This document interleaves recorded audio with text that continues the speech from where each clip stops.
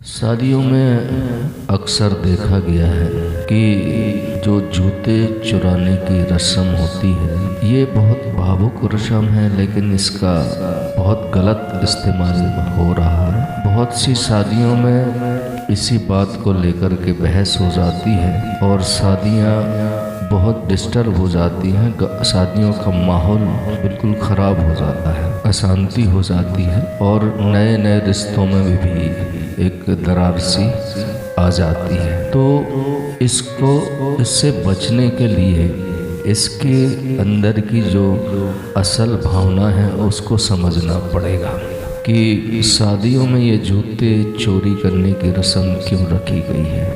मेरे ख्याल से आप इसको एक कहानी के ज़रिए बहुत अच्छे तरीके से समझ सकते हैं कि बात उन दिनों की है जब बहुत गरीबी थी देश में और एक परिवार में बहुत बच्चे हुआ करते थे। बड़ा परिवार था, फैमिली प्लानिंग होती नहीं थी। तो हुआ यूं कि एक घर में 7 बहनें थीं, माँ बाप गरीब थे। उन 7 बहनों के पीछे एक ही भाई था, सबसे छोटा था, सभी बहनों का बहुत प्रिय था। तो भाई और बहन के अंतर में पैदाइश में बहुत फ़र्क था। जैसे बड़ी बहन की उम्र बहुत बड़ी थी और छोटा जो भाई था वो बहुत ज़्यादा छोटा था, मतलब एक अबोध और मासूम बालक। जबकि उसकी जो बड़ी बहन थी, बड़ी बेटी उस परिवार की थी, वो ब्याह योग्य हो चुकी थी। आखिरकार समय आया, उसकी शादी तय हुई। वो शादी की तैयारियां शुरू हुई, शादियां हो गई। तो उसके जो छोटे भाई बहन थे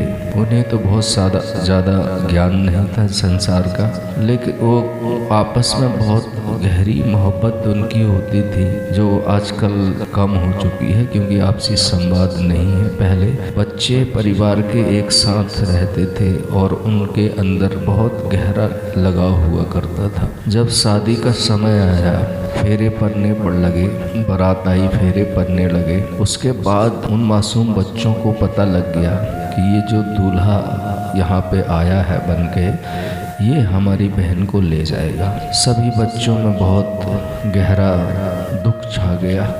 क्या करें? तो उनमें से किसी एक बहन या छोटे भाई ने ये आइडिया उनके दिमाग में आया कि हम अगर जूते चोरी करके छुपा देते हैं तो दूल्हा फिर जा नहीं पाएगा और हमारी बहन को ले नहीं जा पाएगा। तो उन लोगों ने, बच्चों ने मिलकर के दूल्हे के जूते छुपा दिए। जब वो अंदर पूजा करने के लिए गए थे तो उनके जूते छुपा दिए। जब वहाँ से पूजा करके वो दूल्हा बाहर निकला तो उनके साथ जो लोग थे उन्होंने देखा कि दूल्हा के जूता अपनी जगह पर नहीं है। पूछताछ हुई, उनको बहुत खोजा गया पर नहीं मिले।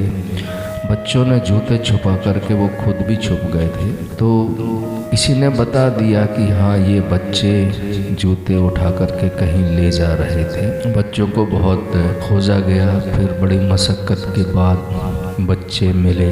उनसे पूछताछ की गई, लेकिन उन्होंने बताने से इनकार कर दिया कि हमने जूते नहीं चुराए हैं। लेकिन परिवार वाले थे, उन्होंने उनको थोड़ा प्रलोभन दिया। कुछ उस समय जो खाने पीने की चीज़ें हुआ करती थी, लड्डू, मिठाई वगैरह, उसका उनको प्रलोभन दिया कि तुम जूते बता दो, हम तुम्हें मिठाई देंगे, हम तुम्हें बर्फ़ी देंगे और फल फ्रूट देंगे। तो बच्चे थे वो मान गए और उन्होंने वो जूते ला करके दे दिए। फिर ये बात जब सब लोगों को पता चली तो उन बच्चों की मासूमियत, उनके अंदर के गहरे प्रेम, भाई बहन के इतने पवित्र और गहरे रिश्ते की बात सुनकर के वहाँ पर जो लोग प्रेजेंट थे सबकी आंखों में आंसू आ गए। और फिर उसी समय से इस घटना को जीवंत रखने के लिए, भाई बहन के प्यार और मोहब्बत को जिंदा रखने के लिए ये एक परंपरा स्टार्ट कर दी गई और सभी शादियों में ये उसी प्यार को जाहिर करने के लिए ये जूता चोरी की रस्म को शुरू कर दिया गया। लेकिन वक्त जैसे जैसे बीतता गया, ये एक बहुत अच्छी, भावुक, प्रेम भरी, मासूमियत भरी घटना थी जो भाई बहन के प्रेम की प्रतीक थी। उस घटना को लोगों ने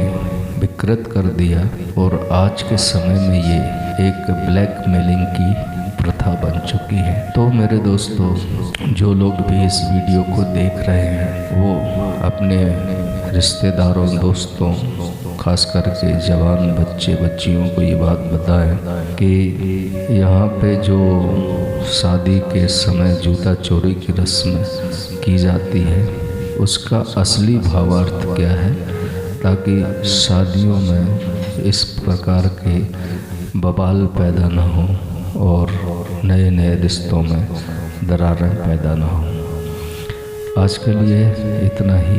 बहुत बहुत धन्यवाद। नमस्कार। जय हिंद।